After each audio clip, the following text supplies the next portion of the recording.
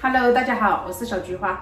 我给你们看一下我家这个油烟机上面好多油啊，我都不知道怎么清洗。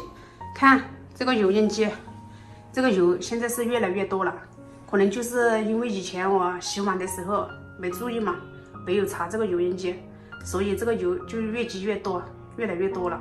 现在我用帕子怎么擦也擦不掉，都不好擦了。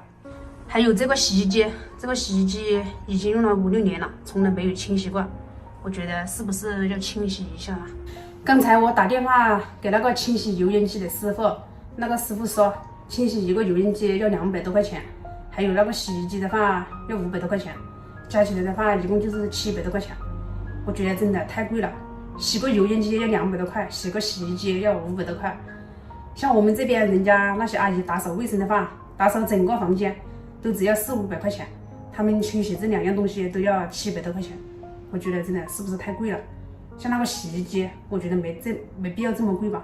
像这个油烟机的话，200多块钱我还能接受，像那个洗衣机的话，我觉得就太贵了，500多块钱。我觉得那个洗衣机的话，应该比那个油烟机还好清洗一点，怎么会那么贵呢？